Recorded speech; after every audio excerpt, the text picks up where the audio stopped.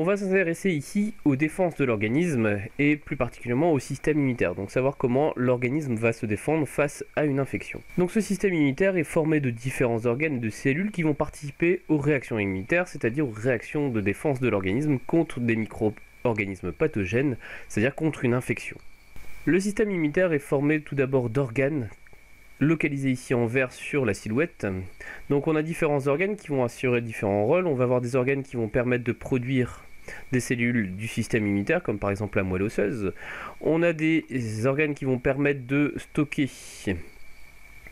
les cellules immunitaires, donc par exemple les ganglions lymphatiques, la rate. Et ensuite on a le système de circulation des cellules immunitaires par les vaisseaux lymphatiques.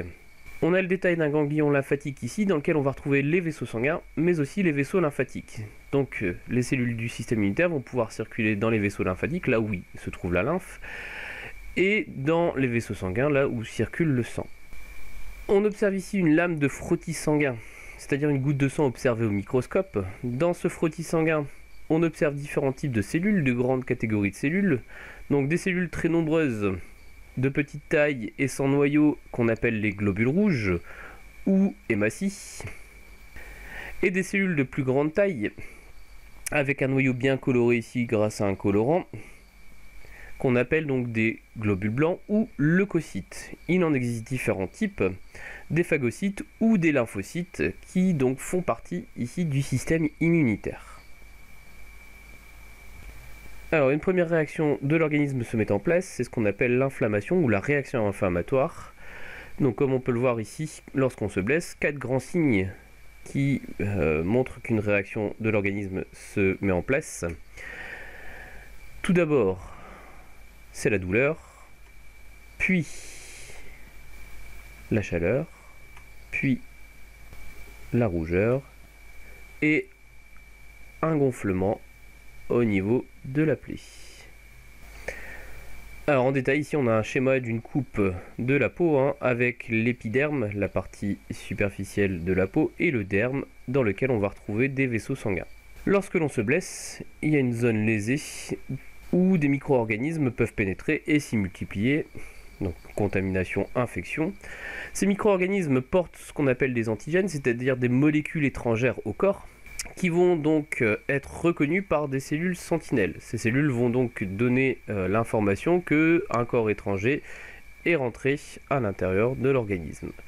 Une réaction se met en place, faisant intervenir des cellules du système immunitaire, des globules blancs ici, que l'on appelle les phagocytes. Les phagocytes vont faire ce qu'on appelle la phagocytose. Donc ici on visualise un globule blanc, un phagocyte, en train donc d'essayer de neutraliser un micro-organisme, ici une bactérie. Alors bien sûr c'est en vitesse très accélérée, et donc on voit que le phagocyte arrive à capter le micro-organisme pour le neutraliser. La phagocytose qui se déroule en 3 étapes. Ici on peut observer donc une goutte de pus au microscope dans laquelle on voit la présence de phagocytes et de bactéries qui sont en train de se multiplier, c'est-à-dire qui ont infecté la plaie. Donc première étape, c'est donc la phase de reconnaissance de l'antigène. Le phagocyte reconnaît la molécule étrangère au corps. Le phagocyte s'accroche au micro-organisme, puis va l'ingérer.